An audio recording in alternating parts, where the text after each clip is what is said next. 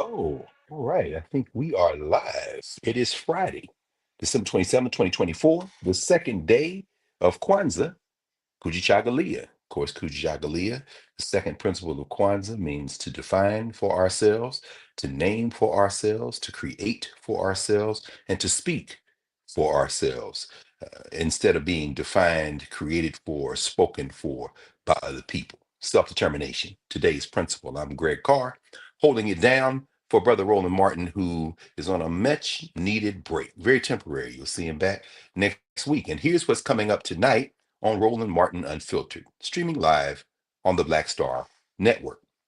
New York's governor orders the firing of more than a dozen prison staffers over the fatal beating of an inmate. Attorney General Letitia James explains why body cam footage of the beating was released without sound. And just letting you know that we will be watching some of that footage. So a little bit of an advance warning for those of you who might want to look away. And we'll do it again when we get close to the video. Firing may be too good for these folk. The United States saw an 18.1% increase in homelessness this year. A judge says Georgia's state Senate can subpoena Fani Willis, the Fulton County District Attorney, to investigate her handling of Donald Trump's prosecution. Also, we will talk about holiday wellness. We're in that little season now between Christmas and New Year's, but of course, we're on the second day of Kwanzaa. Folks may be overdoing it, may have already overdone it. Well, we're going to bring in an expert to help guide us through these next few days. It's time to bring the funk on Roland Martin Unfiltered, streaming live on the Black Star Network. Let's go. He's got whatever the miss, he's on it. Whatever it is, he's got the scoop, the fact, the find. And when it breaks, he's right on time and it's rolling. Best believe he's knowing. Putting it down from sports to news to politics. With entertainment just for kicks, he's rolling. It's gonna go roll, y'all. It's Roland Martin, yeah. Rolling with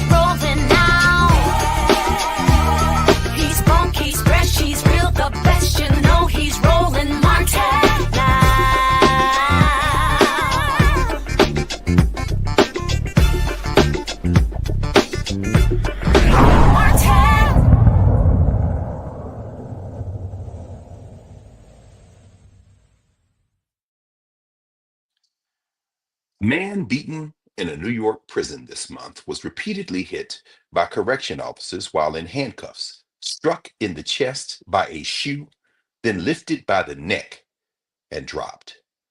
The body worn camera footage released on Friday by the state attorney general's office shows all of this. 43-year-old Robert Brooks was pronounced dead on December 10th, the morning after the brutal assault at the Marcy Correctional Facility in Oneida County.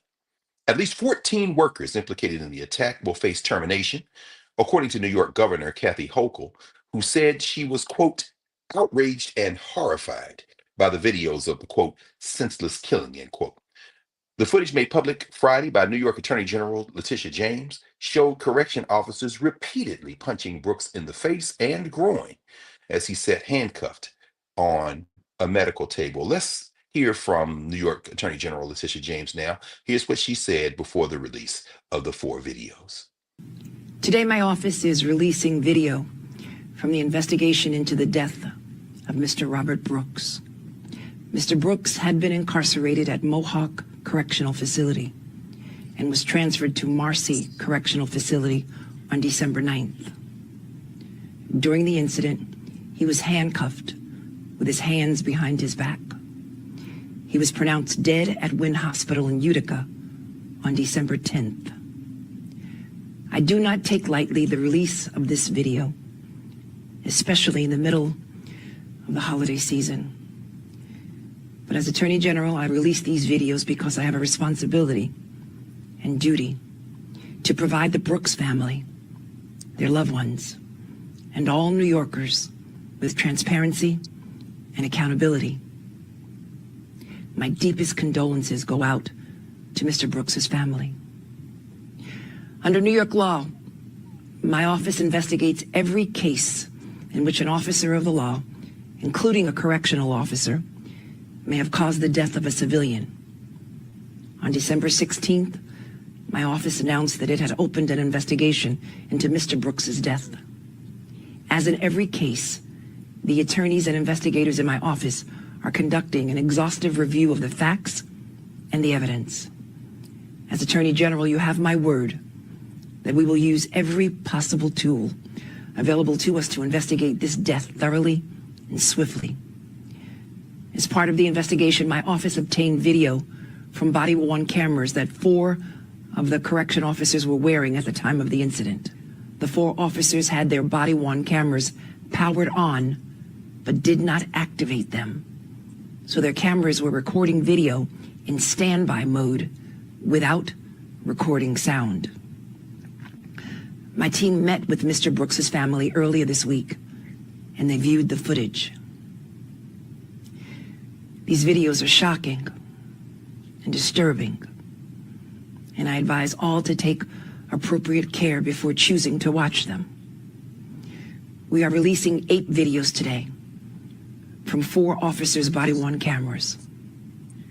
4 videos, one from each officer, that each run for the full 30 minute length of the standby mode recording, and a second version of the same 4 videos, which have been cropped to show only footage involving Mr. Brooks and the interactions between the officers and Mr. Brooks.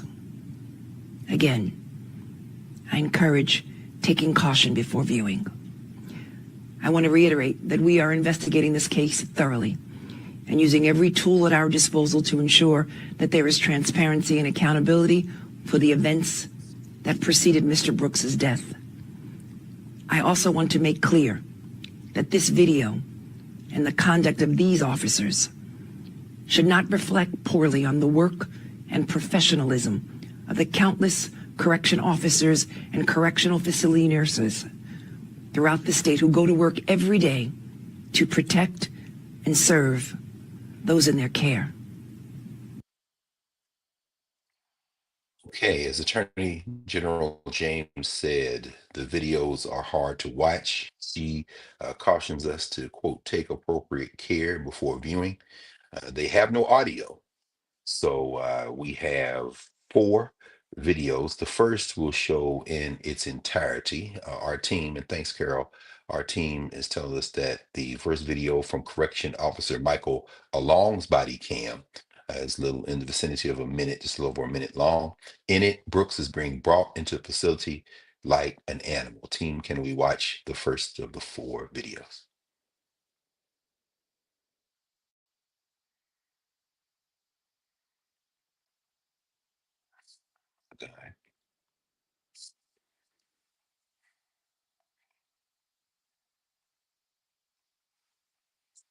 Did you heard General James said he's being transferred from Mohawk?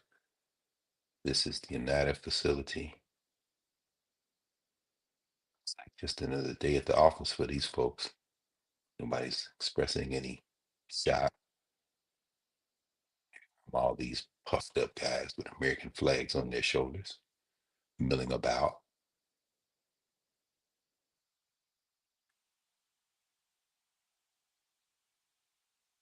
Right, glitch there. Okay. The next video is from Sergeant Glenn Trombley's body cam, and it shows exactly what happened when they got Brooks in that examination room. We saw him being taken in. This video in its entirety is 6 minutes and 41 seconds. We probably won't watch the whole thing. So this is the second video. Yes, this is Sergeant Trombley's body cam as he's coming in. You heard Attorney General James say that they did not have the sound on. They were in a mode that prevented the sound from being broadcast. So they're bringing him in here. Actually, we see a little bit earlier in the brutality as he's been carried in, not under his own power. And of course, we have our panel, Friday night panel, Brother Michael Imhotep from the African History Network, founder of African History Network, and Matt Manning, of course, Attorney Manning out of Corpus Christi, Texas. So, brothers, there is no audio here. If either of you feel compelled to make any comments, or we just say watch, we're about 41 seconds in. It's being so obviously it's whatever time it was. So it looks like Sergeant Trombley is bringing up the rear there. Yeah, it is his. It's redacted video. Okay, now we're coming in. This is where we stopped with the first video. Michael Along. Yeah, these guys with their pumped up fake courage. No black officers. Okay, the brother is sitting upright. Looks like he may have been able to be transported under his own power, but that wasn't going to happen. We can't hear anything as they're talking to him. Uh, Matt, how unusual is this, man? Have you ever seen anything like this, or kind of bringing somebody in like that? Yeah, I've never seen that, Doc. I've never once seen somebody transported in like that. And I'm kind of glad you asked me that, because one of the things that's immediately very concerning and strange is that this happened during an immediate transport. So how, it's presumably there's not already some relationship where they knew this person or had animus toward him, right? Because he's being moved to a new facility. So it's pretty unusual to see that kind of thing. But also, what I've seen on this case so far is that obviously he's handcuffed. I mean, he was being transported. So I don't even know that they can make any accusation he was in any way posing any threat. So I think part of the reason they got fired, is, I mean, what you're looking at on the video, you don't see anything where he looks like he's making any kind of movements where they can say, there was any kind of threat he was facing or that they were facing from him. So I don't have any idea why this is happening this way. It's very unusual and extremely problematic, which is why I'm thinking the powers that be jumped to cut these people loose so quickly. Yeah, because it did seem very quick, right? I mean, the governor, look at this man with his courage and his tiny fist. Oh, Mikey, what do you think, brother? I was reading the article from the Associated Press on this case, and I see that you have 13 correctional officers and one nurse that have been fired. And the first question I ask is, okay, so what caused, why is this altercation happening? He's already in handcuffs. So, because I haven't been able to find out, and I'm not even sure if they released this, what precipitated this and what's the cause of this, number one. Number two, the union for the correctional officers, even though they say they will defend them in court. Mike, just go ahead, yes, sir. No, just very quickly, don't forget that point there. Here go these punks beating on this brother. This is another angle. This is correction officer Matthew Gallagher's body cam. Looks like we're picking up, and thanks, team. Looks like look at this punk choke. What the hell? This is happening.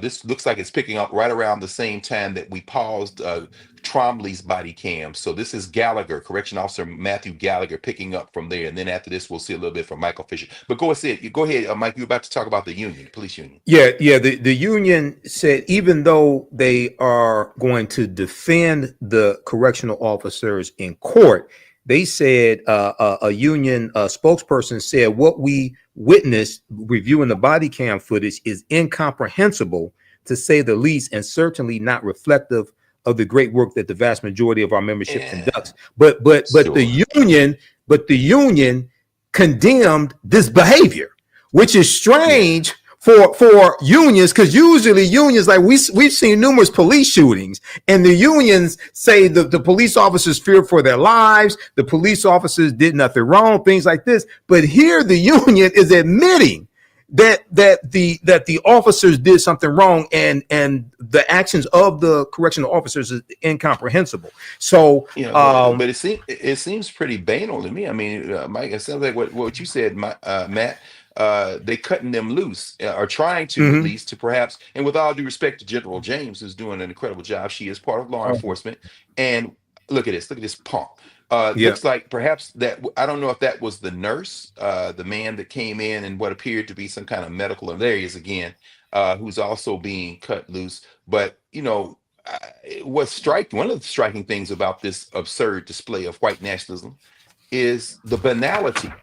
I mean, we talk about the banality of evil. Nobody seems to be, they're nonplussed. They're just kind of moving around in the facility. They're in the room. This punk over here is standing up, just kind of watching as if he's observing, somebody playing cards or just filing out a report. So is it surprising that they would close ranks and try to expunge these people from their ranks, perhaps to prevent a deeper investigation? Certainly, we don't have to worry about pattern and practice from the incoming white nationalist government of Donald Trump.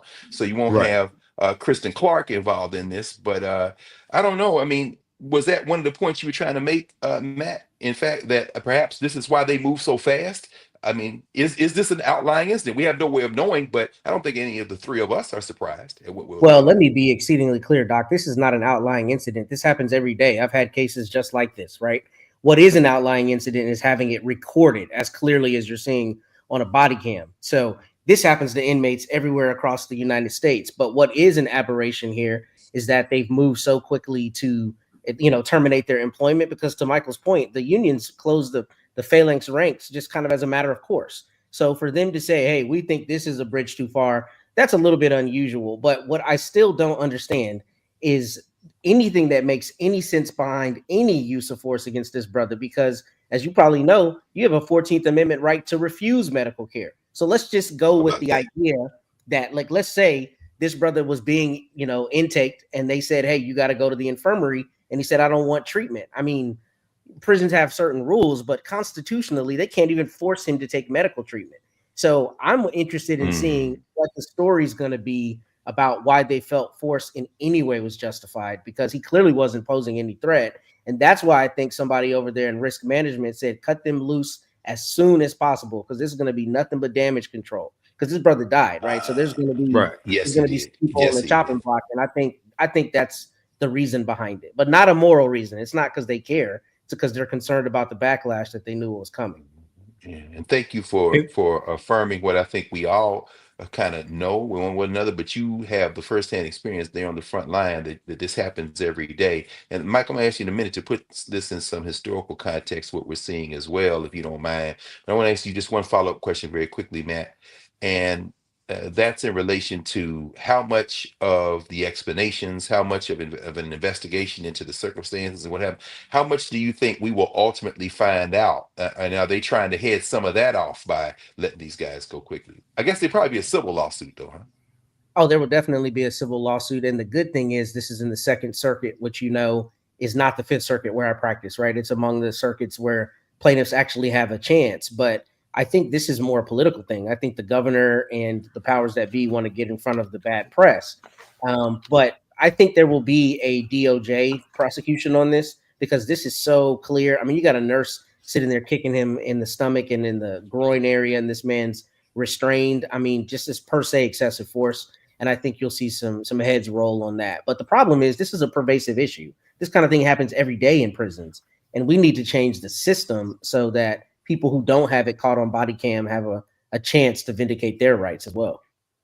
Thank you, Matt. Mike, you put this in some context with us, if you don't mind, brother. And in even thinking about it, as Matt said, you can see the Department of Justice jumping in very quickly. However, with this new white nationalist government that's coming in, what's your sense of how quickly they may or may not act at the federal level, and as you're talking about this in context?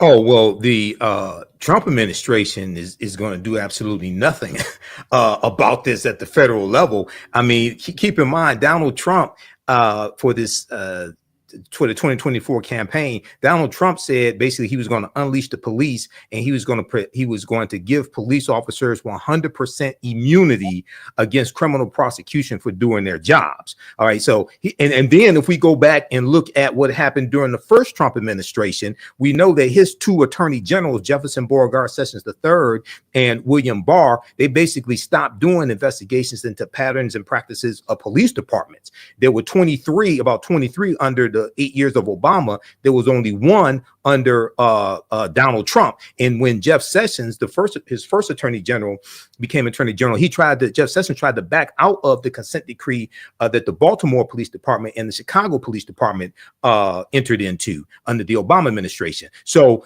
the first Trump administration had basically a hands-off approach to policing.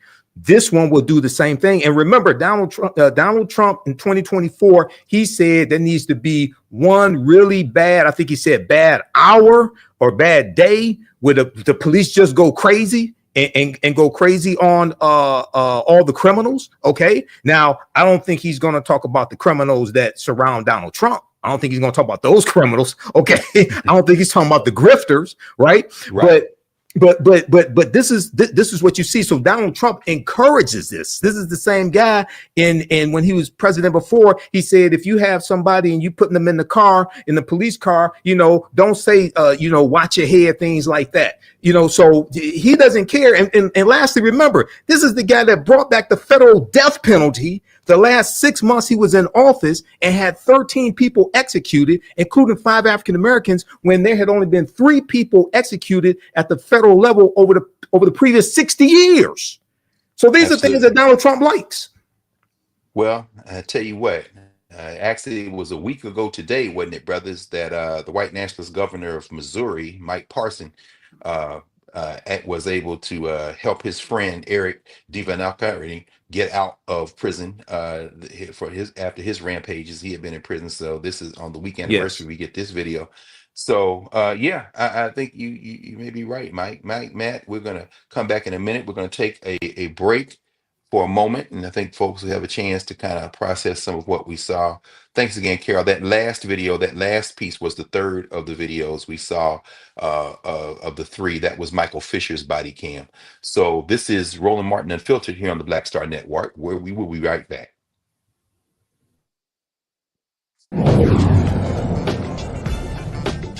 Now streaming on the Black Star Network.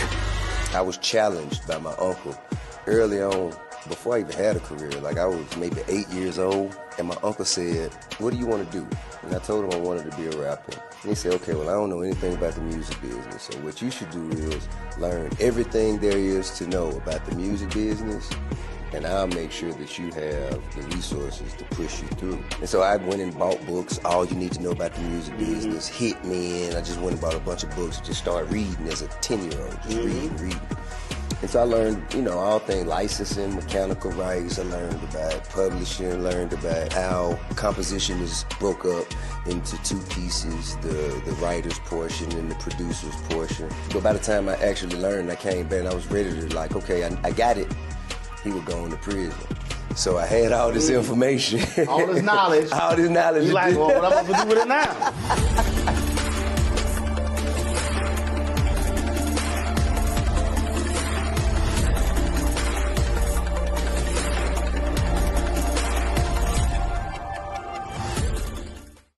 Hi, I'm Isaac Hayes III, founder and CEO of Fanbase.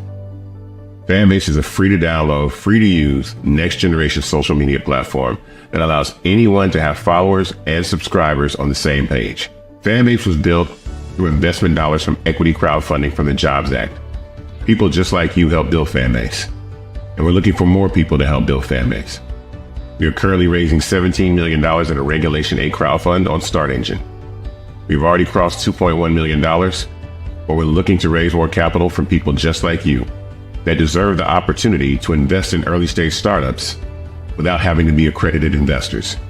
So right now, I'd like you to go to startengine.com/fanbase and invest.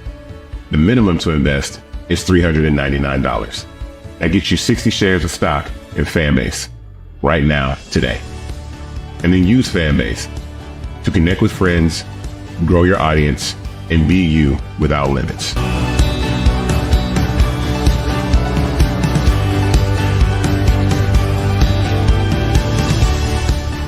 Hey, this is Motown recording artist Kim. You are watching Roland Martin Unfiltered. That boy, he always unfiltered though. I ain't never known him to be filtered. Is there another way to experience Roland Martin than to be unfiltered? Of course he's unfiltered. Would you expect anything less? Watch what happens next.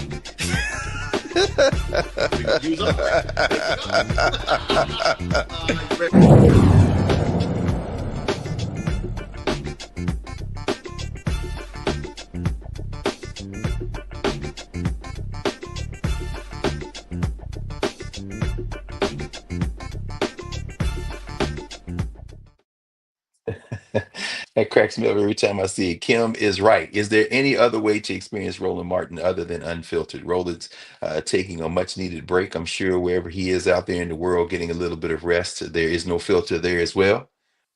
So we're back here at Roland Martin Unfiltered on the Black Star Network on Friday night with Mike Imhotep and Matt Manning and myself, Greg Carr. And we're going to move now from one dimension of lynch law to evoke the great Idabel Wells Barnett out of Holly Springs, Mississippi. Lynch law in all its phases. We saw one of the phases in our first block, and here we are in the second block in North Carolina. A 20-year-old Black woman is fighting for her life after being doused with gas and set on fire. Ashanti Downey was rushed to the emergency room on December 16th with second and third degree burns down the right side of her body. Downey told police she was walking along Highway 27 toward a Dollar General in Harnett County when an unidentified man came up behind her, dumped gas all over her, and lit a cigarette that sparked the fire. No witnesses have been located, and authorities have not received any information from the public regarding this incident. Anyone with information is urged to contact Detective Ronald Beasley at 910-893-0151, the Hartnett County Sheriff's Office at area code 910-893-9111, the tip line at area code 910-893-0300, or submit a tip at p3tips.com. .com. There is a GoFundMe page that has been created to assist with Downey's medical expenses. There it is there. Looks like it's top 27,000. Certainly in this holiday season, in the season of reflection and thanks for family and community, people can dig deep here to help with her medical expenses. Her 21st birthday is on the last day of Kwanzaa, New Year's Day, the day of Imani, faith. My goodness. Gentlemen, any thoughts about this? Maybe we'll start with you, Mike. Again, lynch law in all its phases. Is this being emboldened by the current political climate? I mean, I know we don't know much about what happened, but any Yeah. initial thoughts, man? Yeah, we don't know much. I read the article on this from WRAL, so I don't want to read too much into it because the sheriff's department is looking for leads and they don't know what the motive is as of yet. But this is whatever it is horrific. It's horrific. She looks like a beautiful young lady, and burns over 70% of her body. It sounds like a cowardly act. Hopefully they find out, what's behind this, what the motive was. What was this random? Was this somebody she knew? We don't know, but our hearts out to her. I hope she makes a recovery as best she can. We know her birthday's coming up, so and our hearts out to her family. But this is a horrific act that took place. It is, brother. Matt, man, I know you've seen just about everything we can imagine in your practice and in your walk through life and working. Somebody just come up, douse gas on somebody, man. This kind of act of brutality. What do you think, looking at this and listening to this story? I'm just mystified, to use the language that the sheriff's office had in a press release. And I'll say first, I was actually bothered by that. I feel like law enforcement should always keep it close to the vest when they're investigating something like this that's just so uncommon and so horrendous, right?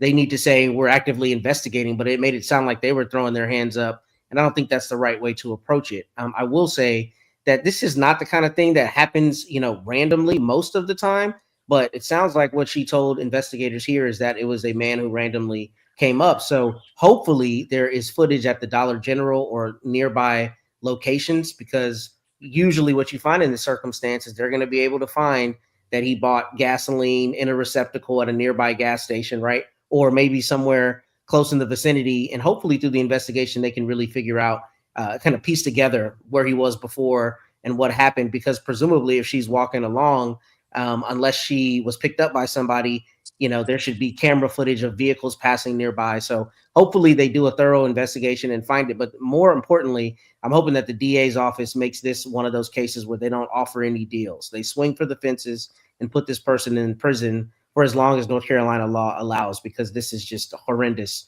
And having had cases where people are burned by gasoline, this is among, one of the most painful you can incur injury. So I feel for her and her family. But hopefully in the state of North Carolina, they also have victims compensation. Like in Texas, we have it where you can receive money from the state for certain offenses. So hopefully her family will be able to receive some of that in the interim to help with her medical expenses. Yeah, we hope so. We actually hope so, Mike. I mean, in fact, there was news earlier today out of New York. I mean, we all saw the story out of Brooklyn. Brooklyn's DA, Eric Gonzalez, made a brief statement today after Sebastian Zapata Khalil, who was accused of setting fire to the lady on the subway last Sunday in New York, who actually died of her injuries. He was indicted on charges of murder in the first and second degree. So she was set fire on the subway last Monday. So Ashanti Downey has been harmed. Obviously, it's a horrendous act. She still has her life. We want to surround her in prayer and support her in any way we can. And as the old song, I think, was Sister Winona Carter, gospel singer, strange things happening every day. And this is it's a terrible thing, particularly in the holiday season. So, brothers, we'll be right back, everybody. Roland Martin Unfiltered will be right back after the break. And you are watching the Black Star Network.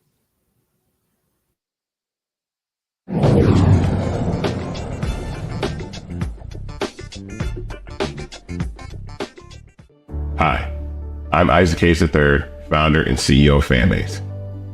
Fanbase is a free to download, free to use, next generation social media platform that allows anyone to have followers and subscribers on the same page.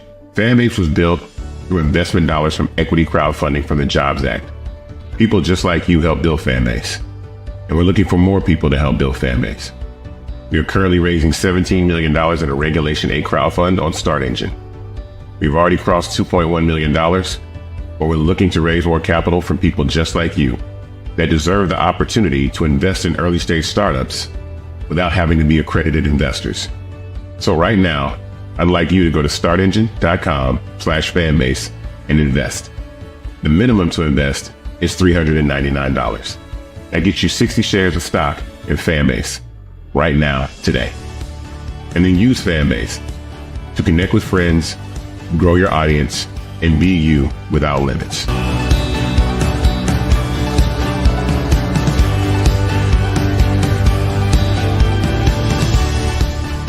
Now streaming on the Black Star Network. I was challenged by my uncle early on, before I even had a career. Like, I was maybe 8 years old, and my uncle said, "What do you want to do?" And I told him I wanted to be a rapper. And he said, "Okay, well, I don't know anything about the music business, so what you should do is learn everything there is to know about the music business, and I'll make sure that you have the resources to push you through." And so I went and bought books, All You Need to Know About the Music Business, Hit Me In. I just went and bought a bunch of books and just started reading as a 10-year-old, just reading. And so I learned, all things licensing, mechanical rights. I learned about publishing, learned about how composition is broke up into two pieces, the writer's portion and the producer's portion. But by the time I actually learned, I came back and I was ready to okay, I got it. He would go into prison. So I had all this information. All this knowledge. All this knowledge. You like, well, what I'm going to do with it now?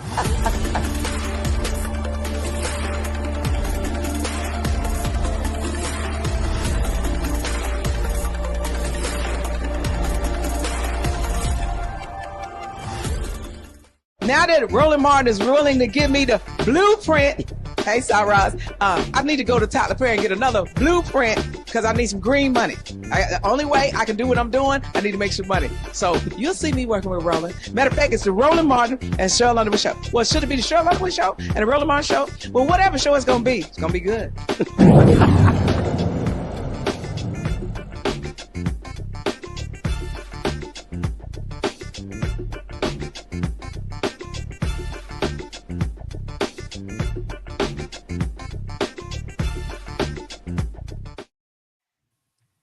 All right. Yeah, shout out to the Sorors of Zeta Phi Beta and their former leader, Cheryl Underwood. It's always good to see a big smile and get good energy here at the end of the new year as we move into the next cycle. And here we are in the joyous Kwanzaa season.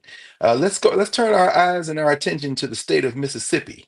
Mississippi Valley State University. Shout out to the Delta Devils, of course, home of Jerry Rice and so many others coming out of Mississippi Valley. Mississippi Valley State University's marching band got invited to perform, let's hold on to our seats, at the upcoming presidential inauguration. The band, the Mean Green Marching Machine, will perform apparently at the 60th presidential inauguration parade in Washington, D.C. on January 20th. And of course, the Delta Devil Band has played on several stages, big stages over the years, including NBA games, the Rose Bowl parade, the New Orleans Mardi Gras parades. They don't play down there in Louisiana, and the National Show Band Battle of the Bands. It's become a big thing, particularly in recent years. The band is apparently soliciting, in fact, I did see that, the band is soliciting donations to make this opportunity possible for students. But is this a good thing? Let's talk about this, brothers. Matt, good thing, bad thing? Any thoughts about the Mean Green Marching Machine being invited to come up to DC and march in the Trump inauguration parade? It's a bittersweet thing because, of course, what college kid doesn't want the opportunity to perform for the president? The problem is it's going to be this president. That's the bad part about it. But it sounds like it's a great opportunity for them, for the school, and I hope, despite the person in the White House, they're able to really revel in the honor of being, asked to perform in an inaugural parade. But again, I wouldn't want to do it for this guy. So that's the bittersweet part of it. Absolutely. Absolutely. Mike, what you think, brother? It'd be like performing at a Klan rally. That's not, I mean, honor. I mean, okay. Yeah. If it was just to be invited to perform for a president in the inauguration, but this is an anti-Black president who's gone on record referring to nations like Haiti as S-hole countries, who spread lies about Haitian migrants eating cats and dogs in Springfield, Ohio, who says he's going to unleash the police, who brought back the federal death penalty the last 6 months he was in office and executed 13 people, including 5 black people. I mean, it'd be like performing at a Klan rally. I mean, I guess you could tell your children about it, but why would you do it? I mean, no. 2025. I mean, all opportunities are not good opportunities. I'm sorry. All money, not good money, huh, Mike? No. I tell you what, though, it's interesting. As y'all were talking, I was thinking about it. And you're right. I mean, they're raising money. It is an opportunity, as you say, Matt, to do something. But as you say, Mike, of course, the question is, why were they invited? Why Mississippi? Are you trying to make a point? We all remember Ronald Reagan launching his damn presidential campaign from Philadelphia, Mississippi. Mississippi. These underlying tones. But what do y'all think about this? And I was just thinking about it as we were talking. They're coming up for the parade. So obviously that involves travel and logistics and lodging. What if, I remember when the Warriors, Golden State Warriors came up and they won the championship. And the good brother David West, who was on the team at the time, they had to go to the White House, of course. And that was, fraught with all kind of tensions at the time. But David West came up and stayed a little over and came by Howard because he's a big supporter of Yosef Ben Yakin, and he's a big, African-centered guy. He came on Howard's campus and came to my class and sat. And I said, well, is that David West? What you doing here, man? Hey, man, we had to come up here, but I wanted to come over here and spend some time. And so he ended up talking with the class. It's a beautiful thing. But I'm saying that as a prelude to this. I want to ask y'all about this. What if the Symphony of Soul, which is the marching band at the great Bowie State University, the magnificent marching machine of the great Morgan State University, the national treasure as they are called, the Showtime marching band at Howard, and the Thundering Hawks at the University of Maryland Eastern Shore. I'm just thinking about the closest bands in the area. What if they got together and maybe welcomed the Mean Green Marching Machine either the day before, or maybe they stay overnight and maybe do something together to kind of wash that taste out of their mouth? I don't know if that would be, I don't know. I mean, could this be nuanced, or could it be surrounded in a way to kind of say, okay, this is an opportunity, but maybe they do it at the National Museum of African American History and Culture. Well, I don't know, But anyway, what y'all think? Well, the day of the inauguration is the same day as the celebration of Dr. King Day. And there's going to be a big celebration in Washington, D.C. as well. So maybe the I don't know, but the organizers of the Dr. King Day celebrations need to reach out to them and have them come perform, because it's like, look, what are you celebrating? Okay, yeah, you go perform, but why? What are you celebrating? Have you read Project 2025? Have you read Trump's policies? They're anti-DEI, anti-diversity, equity, and inclusion. They want to close the Department of Education. What in the hell? Why? Go talk to Chrisette Michele, okay? Chrisette Michele damn near lost her career when she performed at the inauguration in 2017. Her managers told her, don't do it. She thought it would bring about a healing to the country for her to perform. I don't know why. Roland Martin interviewed her. She made no damn sense in the interview. Love Chrisette Michele, okay? Love Chrisette Michele. Go talk to her. I mean, why? Come on. Matt, what do you think about that, brother? Is it possible, and Mike has kind of laid this out a little, since it is the King holiday celebration, might it be possible for Valley to fold in some other things, and maybe while they're marching through right quick for a parade, make this about something else? Or are they, as Mike says, running the risk of perhaps being known for something they don't want to be known for? Well, I'm glad you asked it that way, Doc. Mike is right, and I'm wrong about this. This is not an opportunity you take the more I think about it. I think he's correct. I think there are a lot of things they can do to try to salvage it, but there have been so many statements by this Trump White House and by Mr. Trump in seeking the White House again that I think he's right. I don't know that they would be canceled by like Chrisette Michele. It's obviously apples to oranges with her being an individual artist and this being the band. But, there is precedent for people saying, I am not coming to the White House to, celebrate with you because I don't stand with your ideology. And I think you're right. I think my first take on it was probably a little short-sighted. I think it's, quote, an opportunity. But when somebody tells you that they hate you, why would you go do something for them, right? I mean, and that's what Trump has done here. So I think there are a lot of ways they could make it good. They could come by Howard. It would be great for them to come by and have like a battle of the bands at Howard at the football stadium. I mean, that would be dope. But that's a great idea, man. Right. Hey, Greg. That's a great idea. Yeah.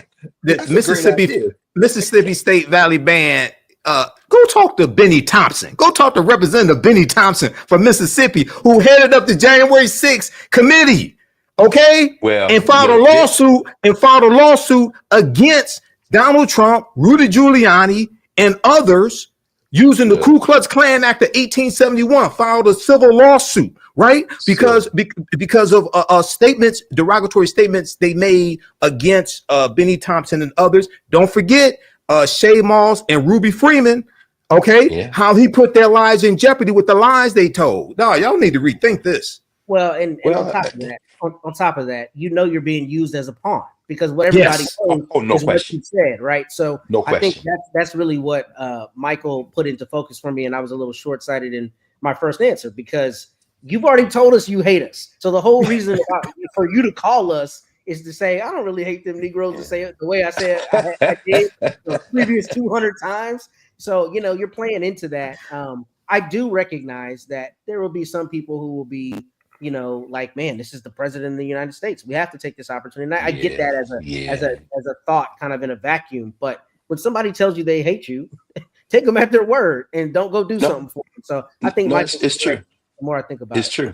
It's true. And Congressman Thompson, of course, you know, he should be in those blanket pardons that Joe Biden should be giving out because otherwise they're going to be trying to put Benny Thompson in jail. Right. And he said he'll accept one.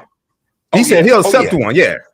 Oh, no, of course. I mean, Thompson is the marquee guy. It is Thompson versus. I mean, so I mean, yeah, I think that's real. And that might even be part of the troll. I mean, y'all are bringing up some hella points on a Friday night, man. I think I love that idea, Matt. I mean, Green Stadium is right down the street, right up Georgia Avenue. If they did a battle of the bands with those four bands, Bowie and Morgan and Maryland Eastern Shore and Valley, I think it would send a hell of a message.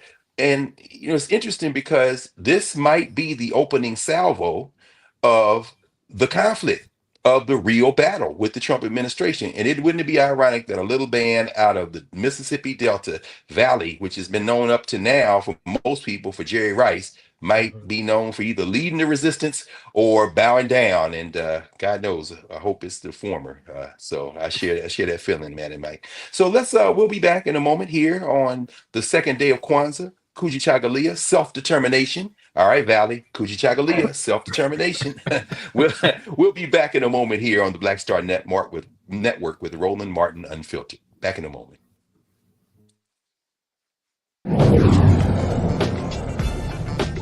Coming soon to the Black Star Network.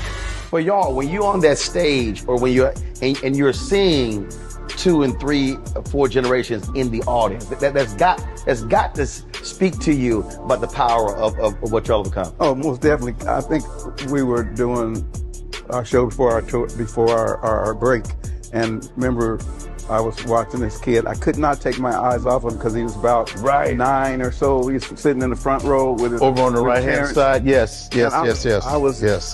I was amazed that this kid knew everything. And I was like tripping to see how many songs this kid actually knew. And he knew them all. And he knew them all. We had to go over there and bring him on stage and take a picture with him, you know, at the end of the show and stuff, because it was just that amazing. It's like, this is crazy. You know, the music travels everywhere, you know, like what Philip was saying, seeing this young kid, then you hear our songs on commercials, cold commercials. Then you have the younger ones that hear our music in animation.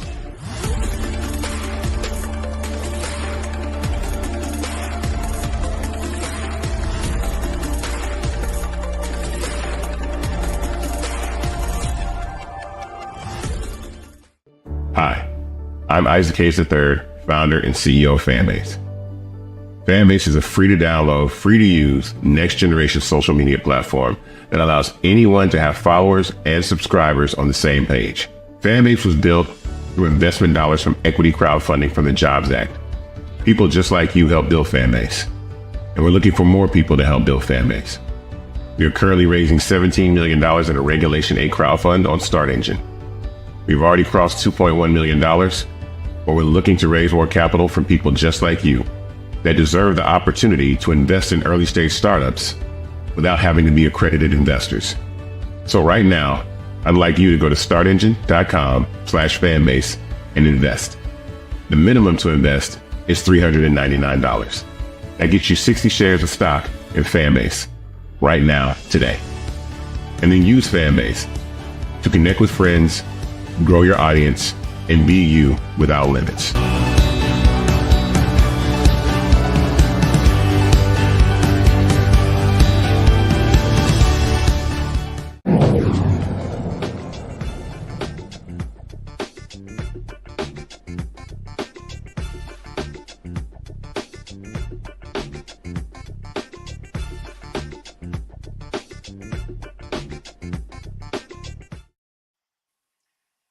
All right, friends, welcome back to Roland Martin Unfiltered here on the Black Star Network. Watching Brother Isaac Hayes there, thinking about Kujichagulia self-determination. Later on in the week in Kwanzaa, the principle of Ujamaa cooperative economics.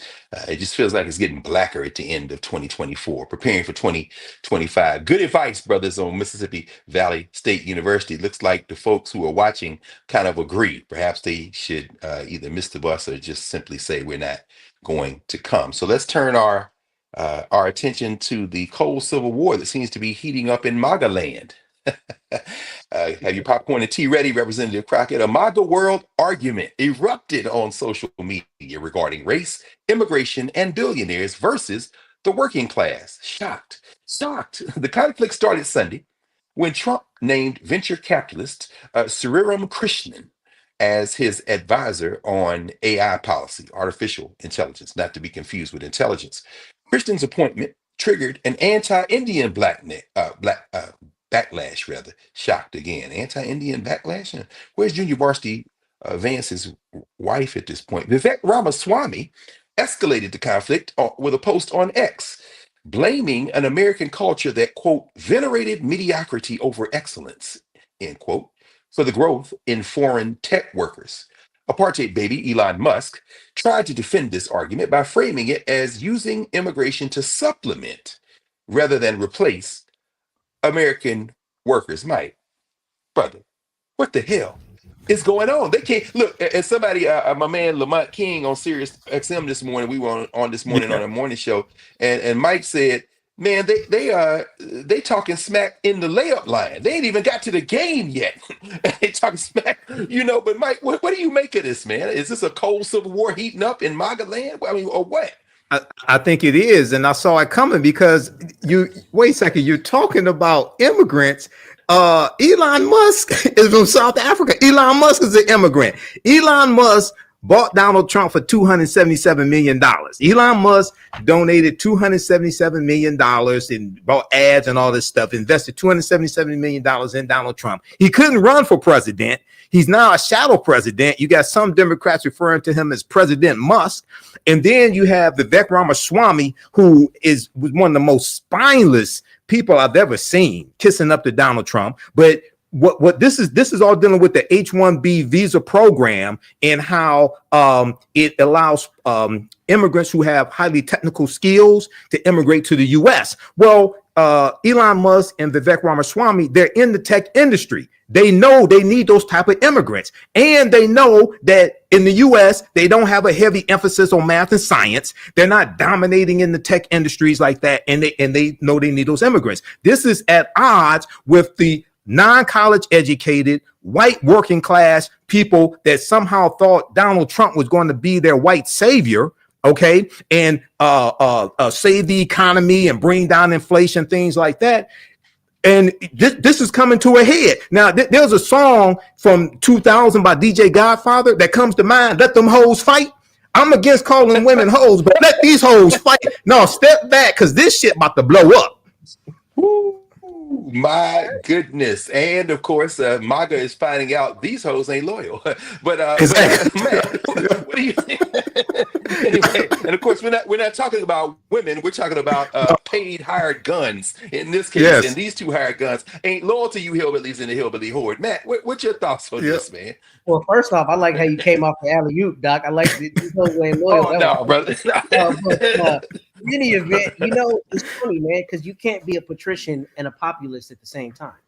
And I was always how this was going to work. I mean, you got billionaires. You have people who are the uppermost echelon, right? Convincing poor white people in rural Alabama and Mississippi to vote against their own interests. Right. This is inherent. Like, this was always going to happen. And I don't understand how anybody ever thought it would be sustainable to have people like Musk and Ramaswamy, who are upper crust, essentially trying to foment, rebellion among the lower strata, if you will, and how it was not seen that it was going to come to a head that this exact thing happened. The conservative activists who were pushing back on that were saying, no, you need to be closing the borders and you need to be, pushing back against immigration, despite the fact that the overwhelming people who come over on these visas have extraordinary educations. So this socioeconomic stratification has always existed, and it's never made any sense to me. And this is a perfect example of how it's not sustainable. So I don't know what they're going to do, but like I said last week on the show, I mean, Trump tries to give the illusion of being strong and powerful, and he's very clearly giving his government away to the highest bidder, Elon Musk. And it's just inherent that this is not going to be sustainable. They're going to eat themselves alive from the inside. Absolutely. He's already been rented out, brother. And like you said last week, I mean, it's not sustainable. Thanks for the lesson in political economy. Right. You can't be part of those two classes at the same time. We've seen that. Capitalism certainly has shown us that. But as of January 20th, to perhaps close out with another line from hip hop, there will be some hoes in this house. So you are watching Roland Martin on Black. You're watching Roland Martin here on the Black Star Network. I didn't know y'all had this kind of turn up injury on Friday nights, man. Roland Martin Unfiltered on the Black Star Network. We're doing our best, Roland, to be unfiltered. We'll be right back. We'll be right back. What's up, y'all? Look, Fanbase is more than a platform. It's a movement to empower creators, offering a unique opportunity for everyday people to invest in Black-owned tech, infrastructure, and help shape the future of social media. Investing in technology is essential for creating long-term wealth and influence in the digital age. The Black community must not only consume tech, we must own it. Discover how equity crowdfunding can serve as a powerful tool for funding Black businesses, allowing entrepreneurs to raise capital directly through their community through the Jobs Act.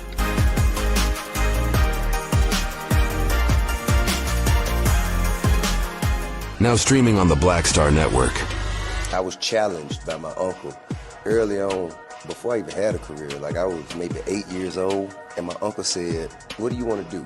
And I told him I wanted to be a rapper. And he said, "Okay, well, I don't know anything about the music business, so what you should do is learn everything there is to know about the music business, and I'll make sure that you have the resources to push you through." And so I went and bought books, All You Need to Know About the Music Business, Hit Me In. I just went and bought a bunch of books and just started reading as a 10-year-old, just reading. And so I learned, all things licensing, mechanical rights. I learned about publishing, learned about how composition is broke up into two pieces, the writer's portion and the producer's portion. But by the time I actually learned, I came back and I was ready to okay, I got it. He would go into prison. So I had all this information. All this knowledge. All this knowledge. You like, well, what I'm going to do with it now?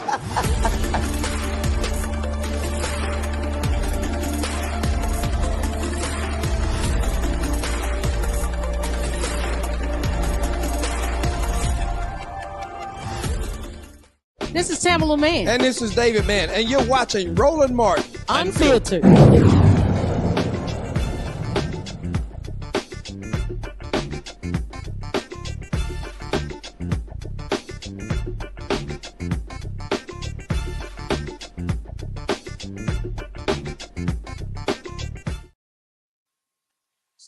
All right, welcome back to Roland Martin Unfiltered. And Matt, your idea about a battle of the bands is kick gaining traction, man. A couple of texts, people are fired up about that possibility. Hey, and by the way, the approaching storm marching band of the Delaware State University did not want to leave y'all out. That would be a finger in the eye, considering that that's Joe Biden's favorite HBCU for obvious reasons.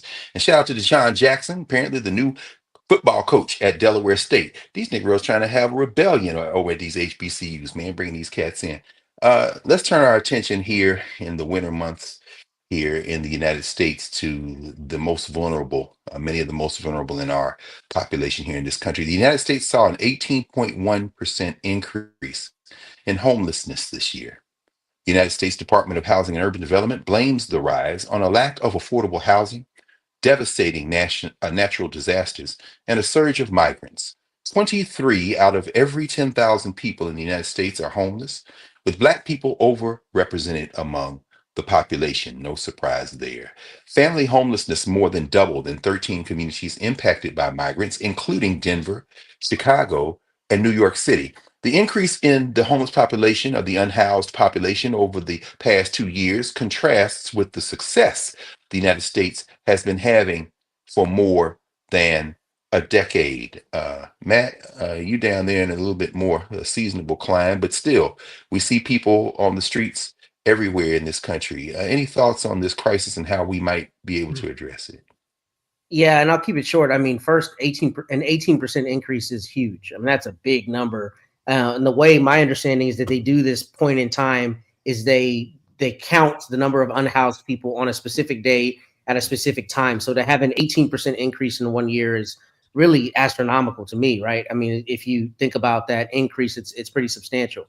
But I think, Doc, one of the things we really have to grapple with as a society is how long we let private property rights go on before we start looking at the overall whole of a community. And I say that to say, I live in Corpus Christi. There are a bunch of commercial buildings that are vacant and have been vacant the entire time I've lived here. It doesn't make sense to me that our local government doesn't have some incentive program to help, reform those, because especially in a place like Corpus, it's so temperate throughout the year that we have a pretty large unhoused population. And I think we just have to figure out a way to be focused on the humanity of this rather than the private capitalist interest on this, particularly when we have a Supreme Court that we know has recently said it is not an Eighth Amendment violation to have a camping ban for a city to say you can't camp out in public. So obviously in the courts, we're not protecting unhoused people, and we have to find a better way to do it because this is abhorrent. Housing is a thing that should not be commodified to the point that we don't find a way that everyone has secure housing. It's like healthcare. This is things that we need as people, and we can't allow our governments to not do more to, curb this tide. Absolutely, brother. Mike, what you think? Yeah, this is really a tragedy, and this goes to a number of different things that came up during this previous election, largely brought up by the Harris campaign, because Donald Trump really had no policies to address homelessness or really focus in on the high cost of rent or the lack of housing stock, things of this nature. But we know back in, I think it was June, or July, I'm looking at this piece from USA Today, Biden to call for 5% cap on annual rent increases, a critical issue for voters. We know also that I think it was the Justice Department was cracking down on what they stated was like collusion when it came to setting rental prices and the algorithms with the software programs that were being used by various corporations that own the rental properties. So you see this type of initiative coming from the Biden-Harris administration. You see Vice President Kamala Harris talking about the lack of housing stock and proposing policies to build 3 million new homes in the first 4 years to bring down the cost of housing. Then you look at a grifter like Donald Trump, who is not doesn't have policies to address the homeless crisis here in this country. And, and you're going to see more of this. It's going to get worse under the Trump administration. If he imposes his tariffs, okay, it's going to get worse. You're going to see probably the economy go into a recession, and you're going to see the unemployment rate increase, and it's going to get worse. This is how elections have consequences. So This is bad, but Trump hasn't even taken office yet. Wait till he gets in office. Yeah, absolutely. And as our brother Adam Sarir, who is a New Yorker, wrote in his book, sometimes for them, the cruelty is the point. So they're not trying to solve Yes. a problem. They're looking for somebody to blame. So we're going to take a quick break and come back here at Roland Martin Unfiltered on the Black Star Network. We will be back in a moment. Second day of Kwanzaa, Kuji Chagalia, self-determination. Back in a moment.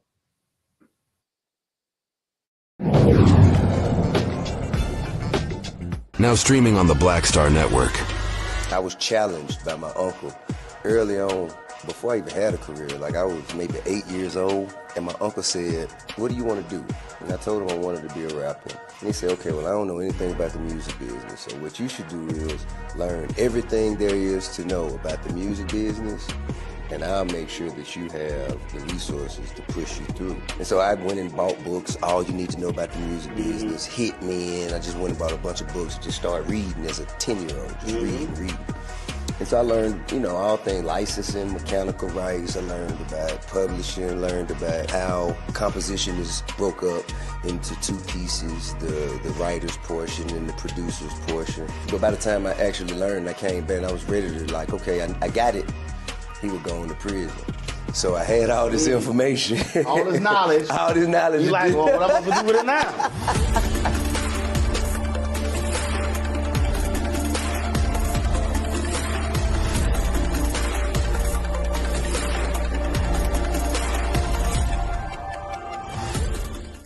What's up, y'all? Look, Fanbase is more than a platform. It's a movement to empower creators, offering a unique opportunity for everyday people to invest in Black-owned tech, infrastructure, and help shape the future of social media. Investing in technology is essential for creating long-term wealth and influence in the digital age.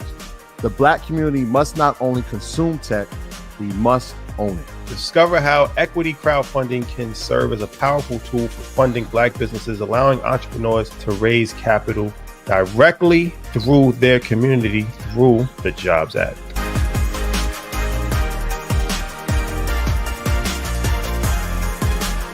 Coming soon to the Black Star Network.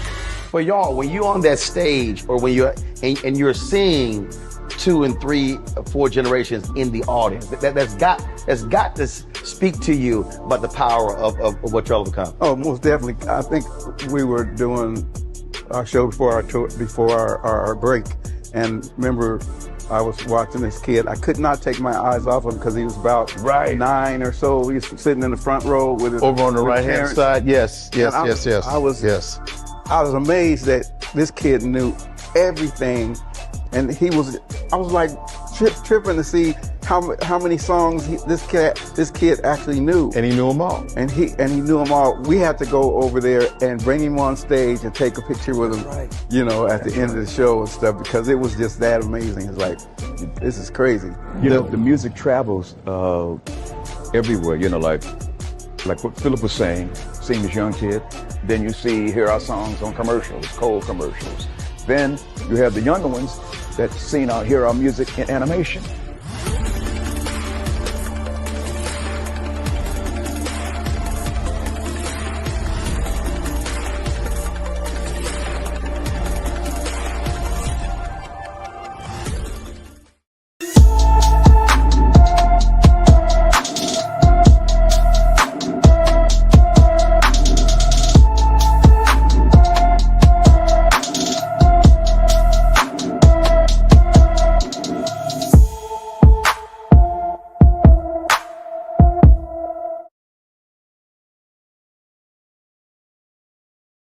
Has been missing from her Altadena, California home since August 24th, 2024.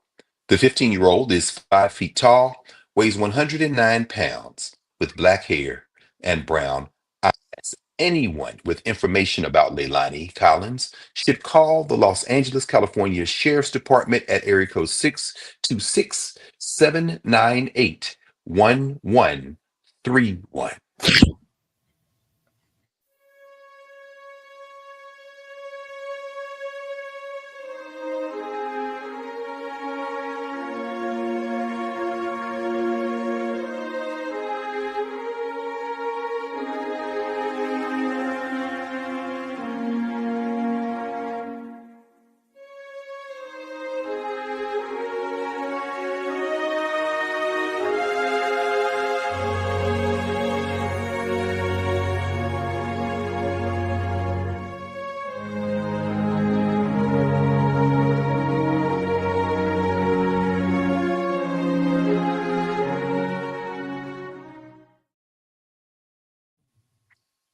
More breaking news. Another ancestor, a New Orleans-born, Chicago-raised Greg Gumbel, the renowned CBS sports anchor and commentator, has made transition at the age of 78. His family confirmed the news in the following statement, quote, "It is with profound sadness that we share the passing of our beloved husband and father, Greg Gumbel. He passed away peacefully, surrounded by much love after a courageous battle with cancer. Greg approached his illness like one would expect he would, with stoicism, grace, and positivity. He leaves behind a legacy of love, inspiration, and dedication to over 50 extraordinary years in the sports broadcast industry, and his iconic voice will never be forgotten.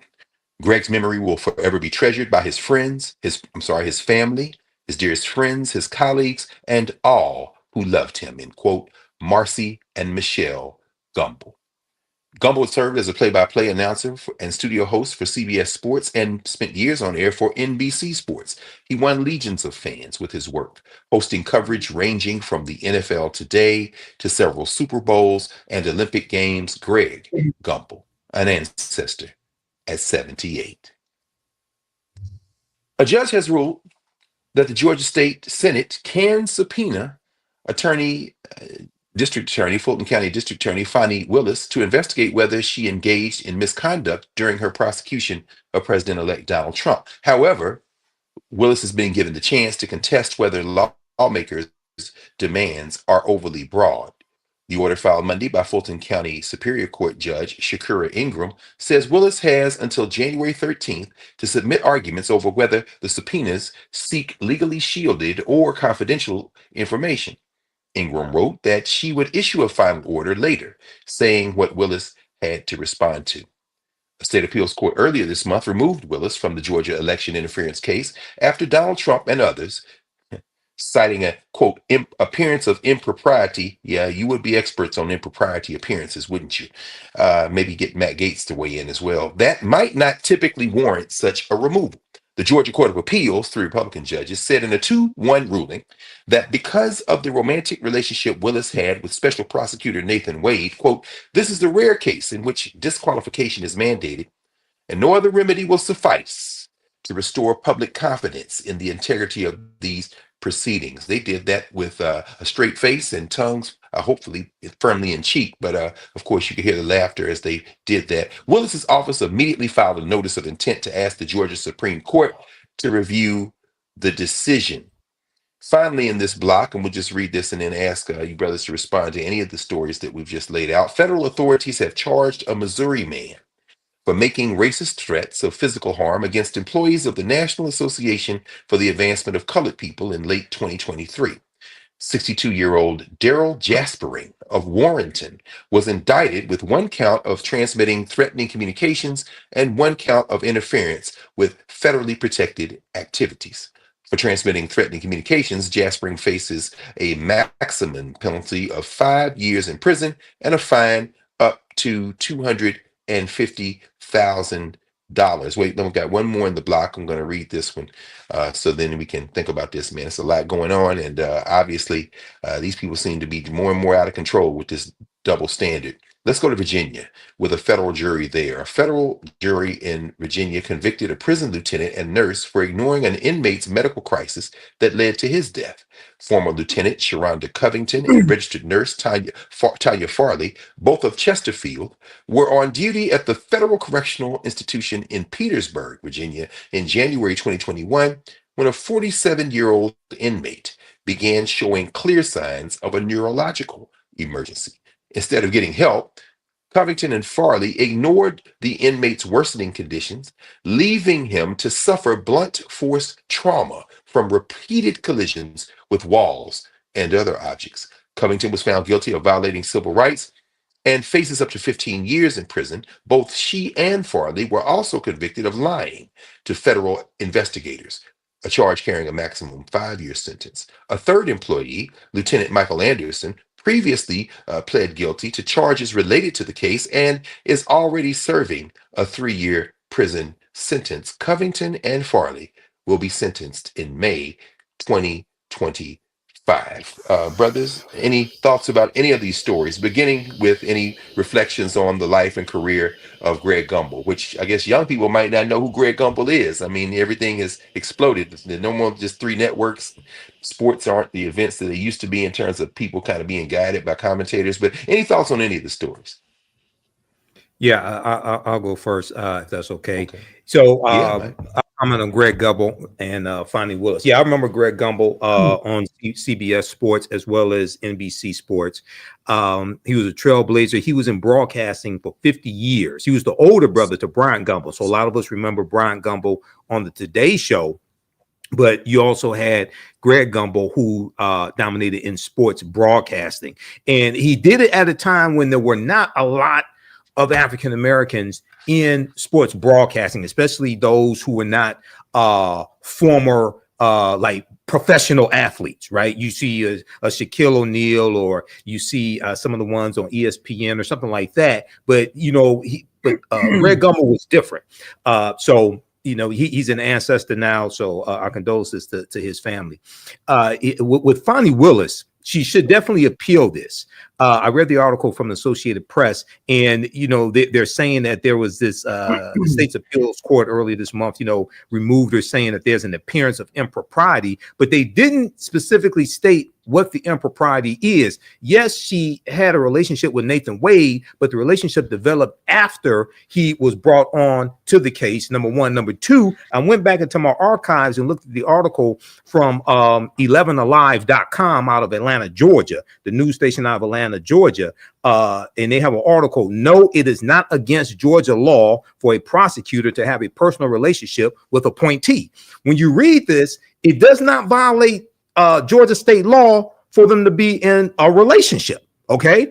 And this makes it pretty clear. Now, if there's some other thing, if there's something else, if they specifically targeted somebody to enrich themselves or something like that, but that's not the case here. And the defense, Michael Roman's defense, has not proven that's the case. They try to throw that up, but that got shut down when Fani Willis testified that she paid Nathan Wade back for the portion of the trips that he took her on, things like this. She paid him back for that. So this is them just trying to give Donald Trump an out and Donald Trump's cronies an out here. But this is not an appearance of impropriety, and they can't point to what the impropriety is. And last point, Michael Roman's defense team, there's a husband and wife team on the defense team raising the arguments against Fani Willis, and they're married.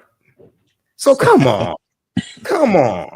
It's 2 sets of rules. I mean, you appear in courtrooms every day, Matt. I mean, you've seen some things, I'm sure, and anybody who's ever been around the courts in any way, if you've been there in any sustained moment, all the stuff that happens before the judge puts on the robe and comes out on the bench would shock most people who don't know anything about. So how are you reading this, brother? Well, first I want to harken back to the last segment and say they some hoes. The Georgia Senate, they some hoes for this. And the reason is because, I hear the laughter in the back. I like that. Because we know the issue is dead. The issue is already dead. You've already had open testimony about this issue.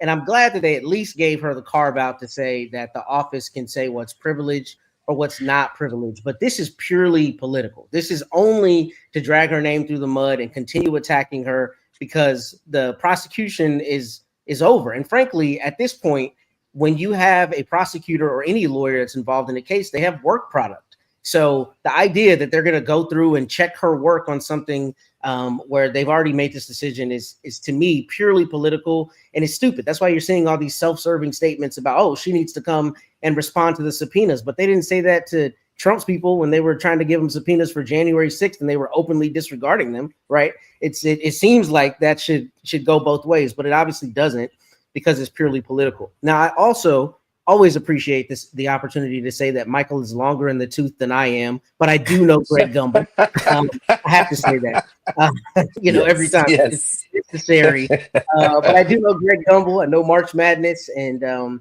it's really interesting that we watch somebody on TV like him for so long and we welcome them into our homes and we develop a relationship with them, right? We just get used to them giving us information, giving us insights, and we don't always think about the fact that they are human just like us, and one day we won't have them to continue enriching us. But I wish the best for him and his family, and rest in power to the brother. And thank you for keeping us entertained and giving us all the insights you did for the 50-year career that you had. But they are some hoes as it relates to Fani Willis. This is not necessary. We know that. This is really to drag her name through the mud. So that's my thought. No question. No question. It seems like the idea of contract labor for favors is becoming a theme on Friday night here, at least this Friday night. But yeah, they definitely are, man.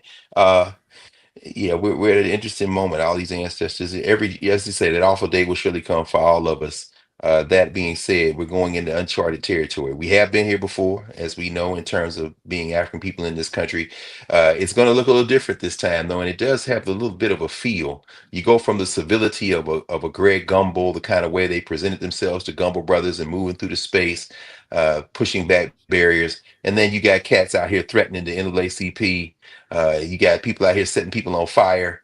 There seems to be no guardrail. People are talking about guardrails. And I know as we get into the new year, we'll talk more about all of this, because there are going to be some unexpected just twists and turns, to be consistent with the emerging theme tonight. I'm sure Trump and them think that when they get to the White House, it's going to be pimps up, hoes down. But I think they don't understand that there are no pimps. They ain't no pimps. They're shade tree politicians, just a rest haven.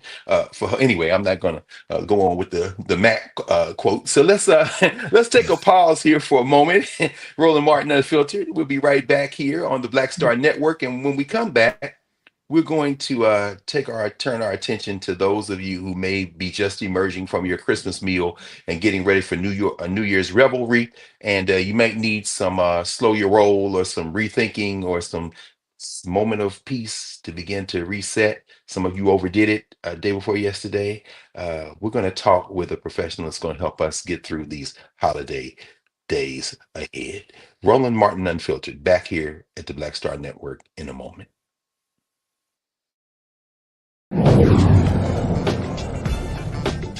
Now streaming on the Black Star Network. I was challenged by my uncle early on, before I even had a career. Like, I was maybe 8 years old, and my uncle said, "What do you want to do?" And I told him I wanted to be a rapper. And he said, "Okay, well, I don't know anything about the music business, so what you should do is learn everything there is to know about the music business, and I'll make sure that you have the resources to push you through." And so I went and bought books, All You Need to Know About the Music Business, Hit Me In. I just went and bought a bunch of books, just started reading as a 10-year-old, just reading. And so I learned, all things licensing, mechanical rights. I learned about publishing, learned about how composition is broke up into two pieces, the writer's portion and the producer's portion. But by the time I actually learned, I came back and I was ready to okay, I got it. He would go into prison. So I had all this information. All this knowledge. All this knowledge. You like, well, what am I going to do with it now?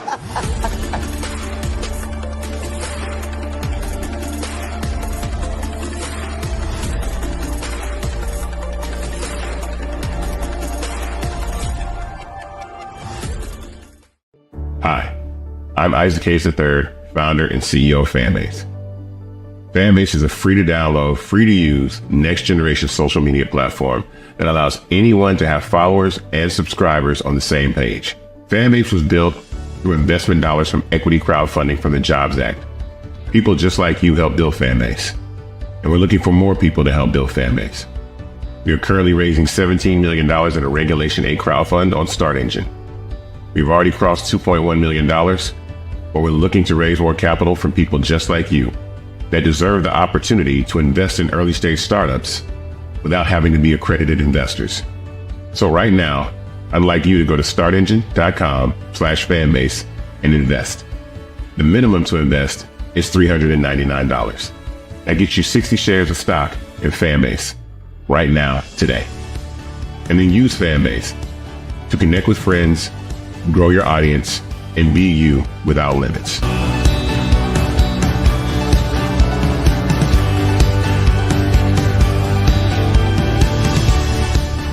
Hey, this is Motown recording artist Kim. You are watching Roland Martin Unfiltered. That boy, he always unfiltered though. I ain't never known him to be filtered. Is there another way to experience Roland Martin than to be unfiltered? Of course he's unfiltered. Would you expect anything less? Watch what happens next.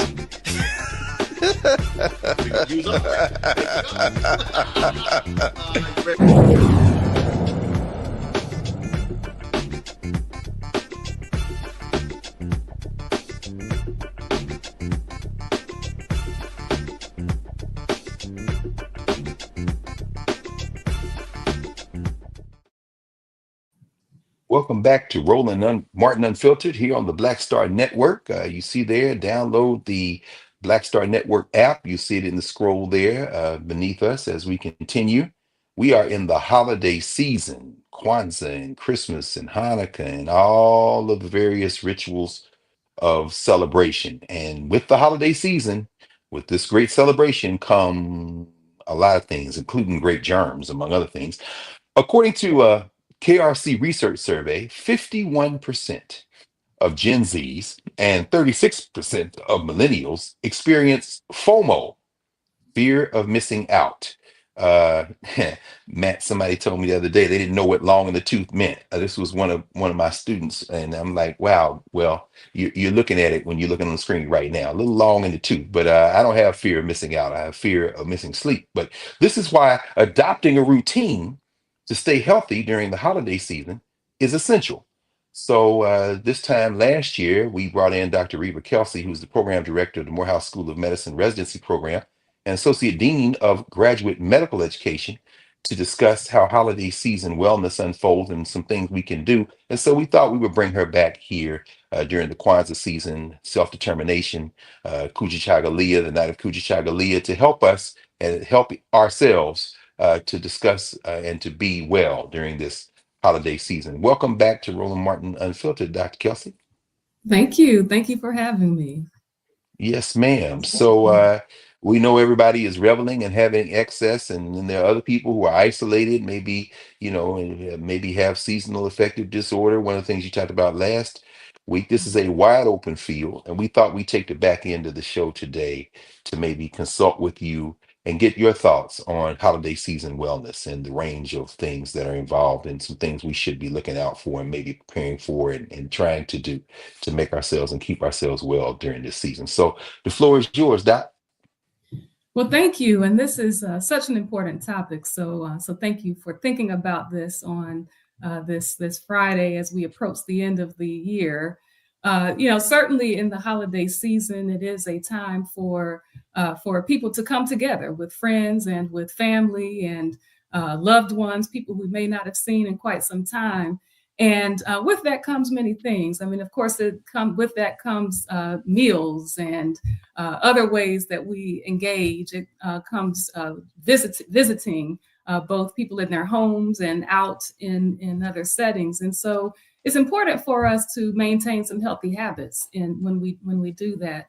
And I'll start with saying that first, sometimes we think about this time of the year as a season of joy, J-O-Y. And so if we think about J-O-Y, remember that there is just one you. And so in that, it's important to think about how do we take care of that you. And so that's going to be both, not both, but it's going to include the way that we eat. So ensuring that during this time when we are eating with friends and with family and these delicious meals, savory meals, sweet meals that are being prepared, that we are engaging in the social element of eating, but doing that in moderation. So certainly monitoring our portion sizes, and for those who have particular chronic diseases, things like high blood pressure or heart disease, we want to be very careful about the amount of salt that we're taking in. For those who have diabetes, to be careful about the amount of carbohydrates or sweets that we're consuming. Every year we see around the holidays, whether it's this series of holidays or others, we see in the emergency departments increased numbers of people who are coming in with flares or exactly what we call exacerbations of these chronic diseases from overeating foods that perhaps we should not engage in.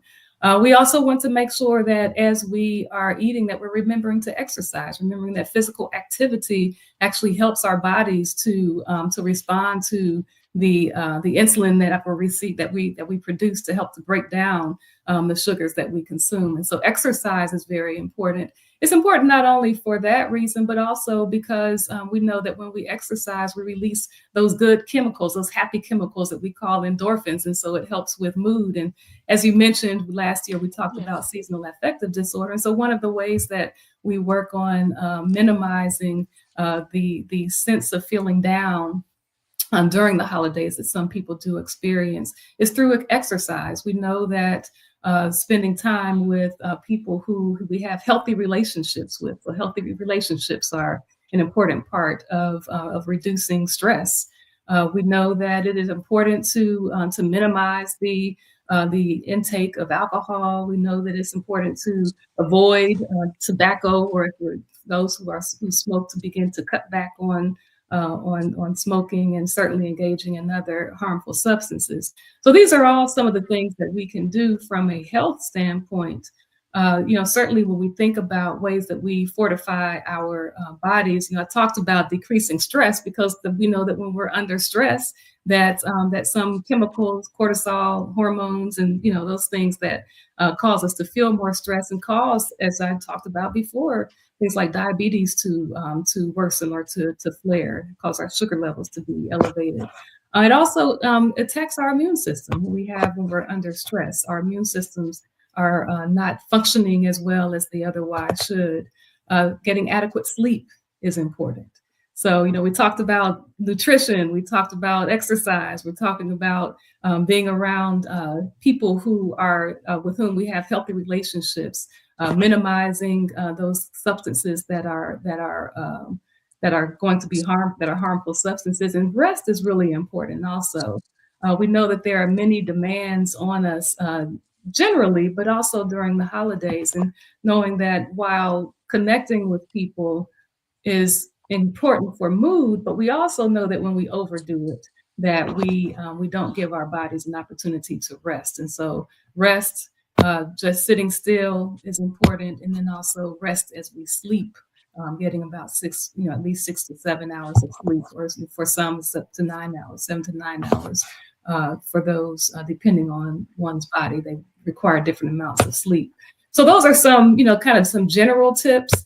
We think about taking advantage of those persons who are around who can feed into our spirits. So it's important for us to sit with elders.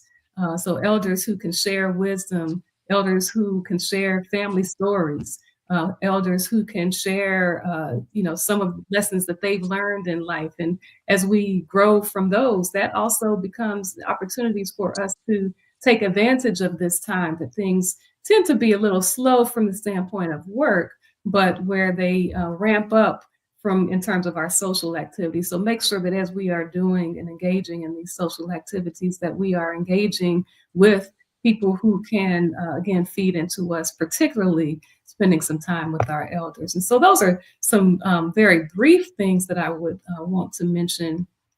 I will say that a particular way to engage that many of us take part in during this time of year, and you talked about it earlier, is in Kwanzaa. And I, certainly not directly related to my work at work as a physician, but in the sense that I understand that there is a oneness between our mind, body, and spirit. And so when we engage with others in Kwanzaa and we rededicate ourselves to unity, the importance of unity and of self-determination, which is tonight in Kujichagulia, self-determination, as we recognize that we have a responsibility to each other. And so in the sense that we feel better when we are helping others, then that is where we think about Ujima, or collective work and responsibility. We know that particularly during this season, many people have a habit of overspending. And so, that increases stress. So it's important to think about spending wisely, spending responsibly, And as it relates to Kwanzaa, Ujamaa, cooperative economics, how do we spend in a way that we are working and helping each other, supporting each other's businesses and being responsible in that way?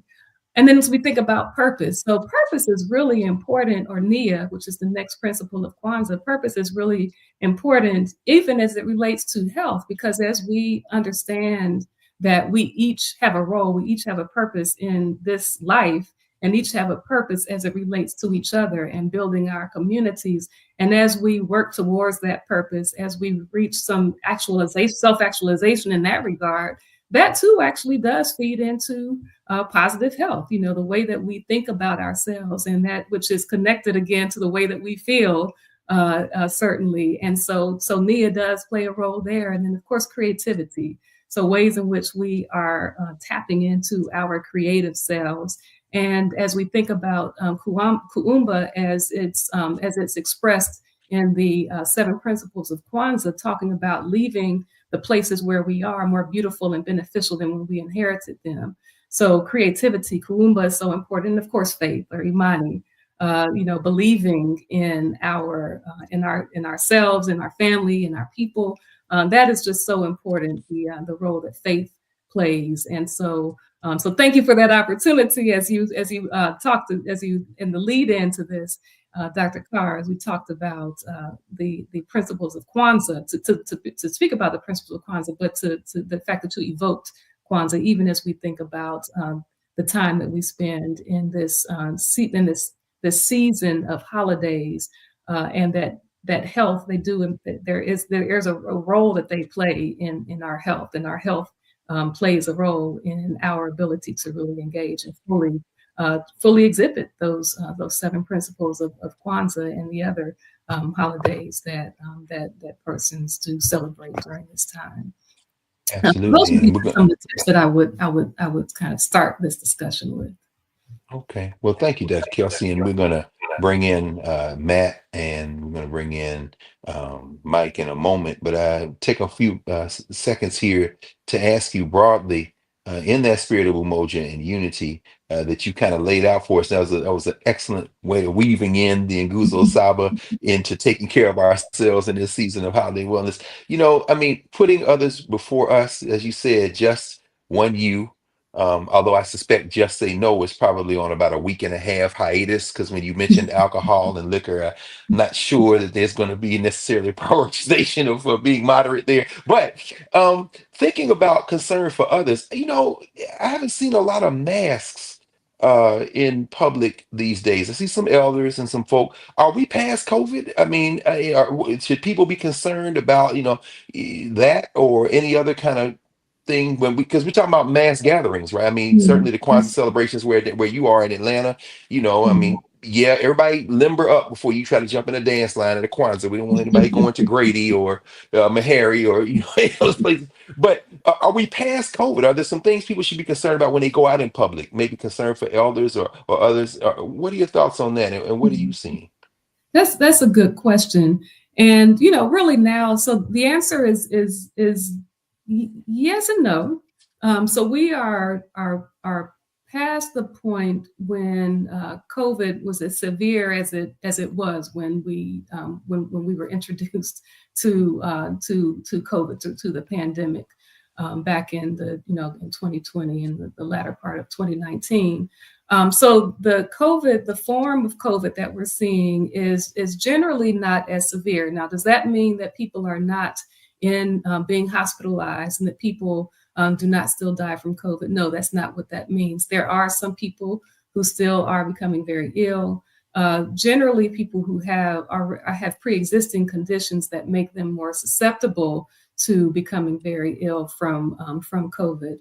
So that is still happening. But I would really frame COVID along with other respiratory conditions. So we're talking about the flu. We're talking about RSV.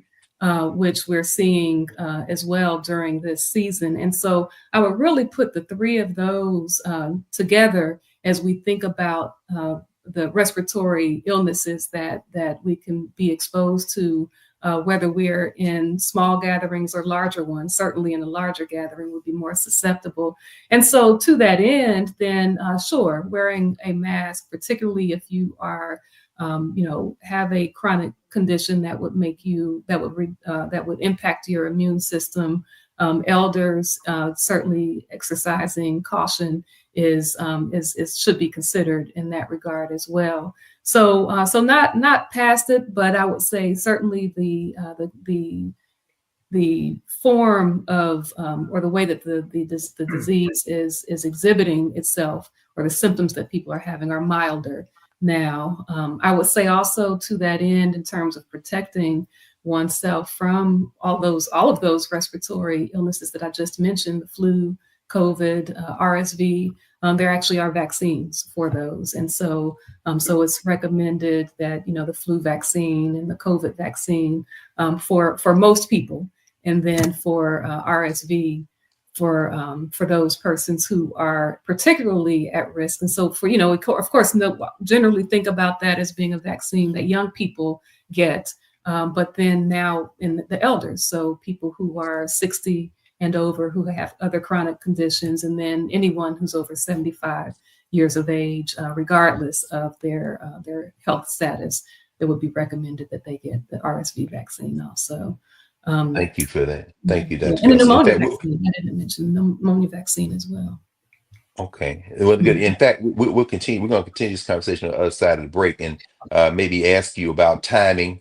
Maybe we want to get those shots, if we're going to get them sooner rather than later, before Bobby Kennedy Jr. gets his hands on vaccine policy in this country. But we're going to come back in a moment with you, Dr. Reba Kelsey, Morehouse School of Medicine, Michael Imhotep, Matt Manning, and I will be back with Dr. Kelsey right after the break. You're watching Roland Martin Unfiltered on the Black Star Network. Be right back.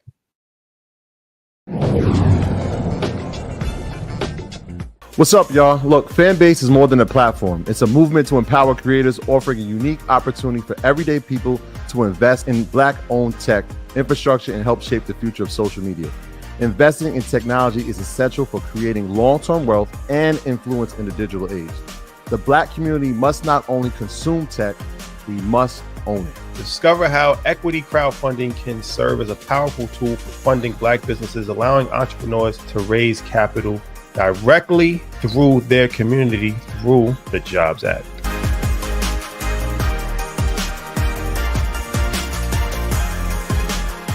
Now streaming on the Black Star Network.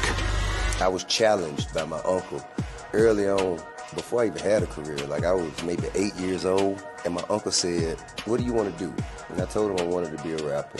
And he said, "Okay, well, I don't know anything about the music business, so what you should do is learn everything there is to know about the music business, and I'll make sure that you have the resources to push you through." And so I went and bought books, All You Need to Know About the Music Business, Hit Me In. I just went and bought a bunch of books and just started reading as a 10-year-old, just reading. And so I learned, all things licensing, mechanical rights. I learned about publishing, learned about how composition is broke up into two pieces, the writer's portion and the producer's portion. But by the time I actually learned, I came back and I was ready to okay, I got it. He would go into prison. So I had all this information. All this knowledge. All this knowledge. You like, well, what I'm going to do with it now?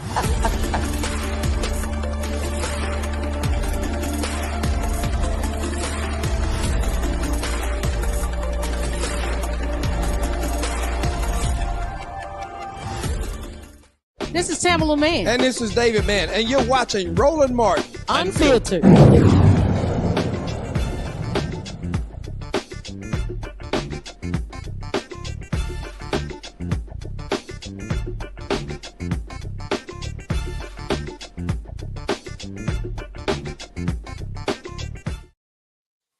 We're back. Roland Martin Unfiltered, Black Star Network.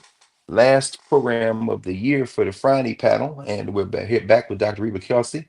Check the chat. Looks like folks are getting their vaccine shots. They're getting their various shots. So I think the message is already penetrating, Dr. Kelsey. Let's bring our panel. Matt Manning. Matt, any questions, comments, thoughts in this conversation with Dr. Kelsey?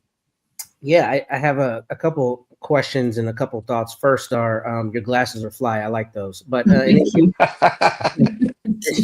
truth. I have two questions that are dissimilar, Dr. Kelsey, and hopefully you can shed some light on that. So the first is, you talked a lot about stress, and as an attorney, I deal with stress a lot. That's why I look like I'm longer in the tooth than I am. My question is, what suggestions do you have in terms of dietary responses? Are there specific things we can eat that help counterbalance some of the negative effects of stress, number one? And number two, the question I have is about long COVID. So I was reading recently that there are, I guess, some studies or some recent findings regarding long COVID, its pervasiveness, and how long it's persisting. If you could, would you please elucidate us on what we should be looking for to see if maybe we're suffering from long COVID, how that's turning up, and how people can maybe protect themselves or get treatment if they're unaware that they're suffering from that? Sure. No, thank you for those two questions. And so the first related to stress and dietary approaches to stress. Certainly we know that fruits and vegetables generally are going to be important to consume. We know that minimizing sugar, and primarily because with sugar, we know that that's going to increase those stress hormones that I talked about, the cortisol hormones. And so with that, and then also with salt to a certain extent because of the impact on the strain that it can place on the heart and the cortisol levels that can be increased because of that as well. So, if you talk about foods that can be helpful, then we would talk about our fruits and vegetables. And then those that would be ones that you would want to minimize are going to be your primarily sugars and carbohydrates as it relates to stress. And then I talked about rest as well. So don't forget that rest is very important in terms of stress minimization. With long COVID, one of the primary things that we're seeing with long COVID is related to our mentation, our ability to concentrate, sometimes some impact on memory as well that we're seeing. There's some people with long COVID also who are exhibiting some respiratory symptoms, continue to have a bit of a chronic cough from long COVID. Now, prevention, not a lot in the way of prevention because COVID itself is really what places one at risk for those longer term effects. However, in terms of managing those symptoms, I know I keep talking about stress, but what we do know is that when we're having challenges with memory, when we're having challenges with concentration, it's worsened with sleep deprivation. So having proper amounts of rest actually does help with that. And there's some research that's still being done as it relates to the kind of cough, the chronic cough and some of the respiratory challenges that one might have with long COVID. Right now, the approaches are primarily around symptom management, but as far as addressing any kind of longer term impacts or worsening of those symptoms, that's still under study. Excellent. Yes, Mike, please jump on in, brother Hotep. All right, doctor. Thanks for coming on today. Thanks for incorporating the Nguzo Saba, the 7 principles of Kwanzaa, into this conversation as well. We know today is Kujichagulia, self-determination. Couple questions here. Can you talk about how to deal with feelings of loneliness during the holidays? For some people that may have lost a loved one, may have lost a mother or father around Christmas or on Christmas Day. And also talk about those who may be single and may be feeling loneliness on Christmas Day or New Year's Eve, New Year's Day. What are some ways to cope with that? And then also talk about, you mentioned working out and indoor workouts. What are some good indoor workouts people can do? I do Insanity. I work out about 4 to 5 times a week. But what are some good workouts people can do indoors?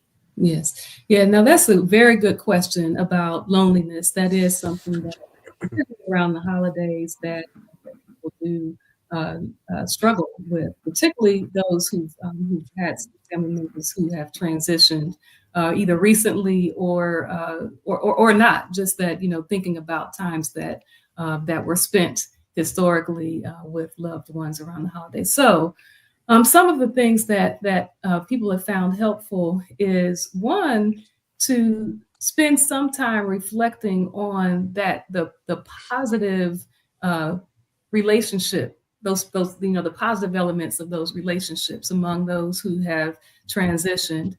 And the other is to plan for this time by identifying those persons who you can spend time with.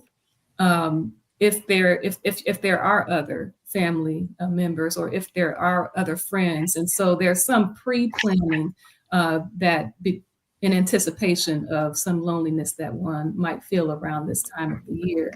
That's one approach. And as I mentioned, also really spending some time thinking and being intentionally showing some intentional gratitude around the positive relationship that one shared with a mother, or with a father, or a grandmother, or a child even, who may have made transition, that they're not able to spend this time with. For those who are single, similarly, to identify other friends. I would say be very careful with social media, because this is an area that in the research they talked about at the beginning of this segment. They talked a lot about Gen Zers and millennials, and part of that is because of the influence of social media and seeing what everyone else is posting, and that whole idea about FOMO, or fear of missing out, or a sense that because you aren't doing some of the same things that people are claiming to do on social media, then feeling a sense of lack in that regard.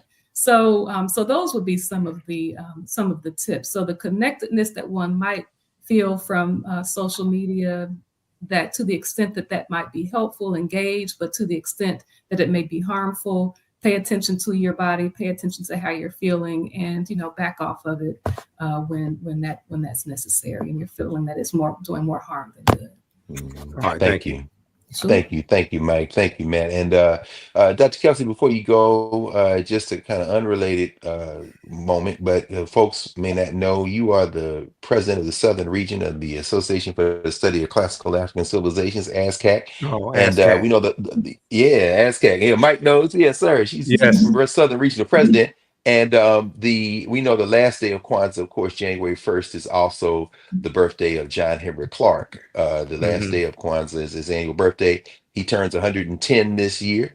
And apparently word on the street is there's some plans for a John Henry Clark kind of celebration to coincide with the regional ASCAC conference. Do you mind sharing with the Roland Martin Unfiltered community and Black Star Network some details about the upcoming regional conference in January? Absolutely. Yes. No, thank you. Thank you for inviting me to share that. So we will be gathering in Columbus, Georgia from January 24th through the 26th for the Southern Regional Conference of the Association for the Study of Classical African Civilizations. And we will, in fact, be celebrating the life of Dr. John Henry Clark by celebrating his 110th birth anniversary. The theme of our conference is the deep thought and wisdom teachings of Dr. John Henry Clark, past, present, and future. And so we'll talk about much of what his teachings were and how they apply to current day. There were sadly, some of the challenges that we were experiencing. When we think about, he used to talk about how, we wore socks and underwear that were made by someone else. We should be able to make those undergarments and our clothing and things, and be able to support our businesses. But beyond that, really his true deep scholarship in African history and culture, and how the principles are to be applied or can be applied to present day life is what we will be discussing and learning more and sharing about during the conference. On Sunday, we will do a special graveside ceremony in honor, again, of his 110th birth anniversary. And so we invite people to come and join with us with the Southern Region of ASCAC. The conference will be held at George Washington Carver High School. Very excited to be there. They will also be celebrating the fact that they are the statewide basketball champions. And so they'll be celebrating that at the school as well. but enjoy and would certainly invite those to come. We do have a registration. We'll be in person, and for those who want to engage and visit and be a part of the conference online, we will have a virtual component too. And the registration I will share quickly is tinyurl.com/ASCAC. That's ASCACSR for Southern Region 2025 REG. So I know that's supposed to be a tiny URL, but it's a little long. But after the tinyurl.com is ASCAC-SR 2025 REG for registration. And so we look forward to everybody, coming and joining us in Columbus, in person, or in Columbus, Georgia, that is, in person or online. So again, thank you for allowing me to share on that. Thank you, Dr. Kelsey. And before those Carver folks come after us, it was the football state championship they won. How you at the Let's say basketball. Oh, absolutely. Oh my goodness.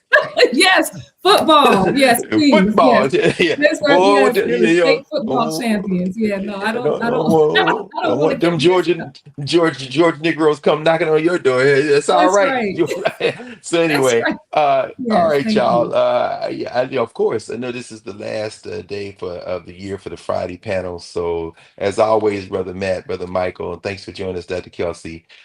We will see everybody on next Friday. Will be next year.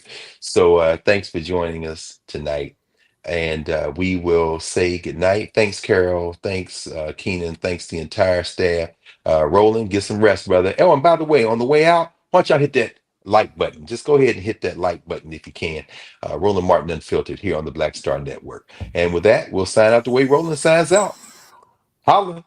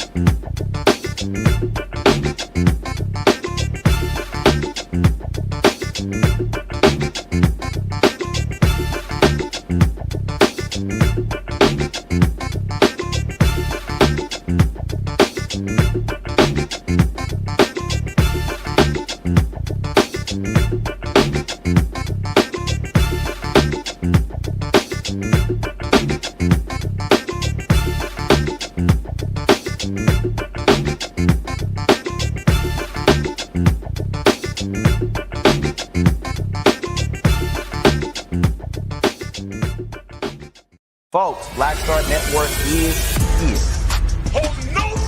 I'm real revolutionary right now. Support this man, Black Media. He makes sure that our stories are told.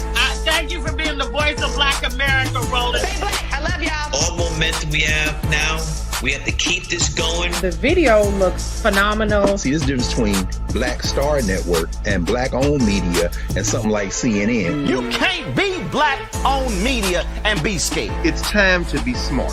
Bring your eyeballs home. You dig?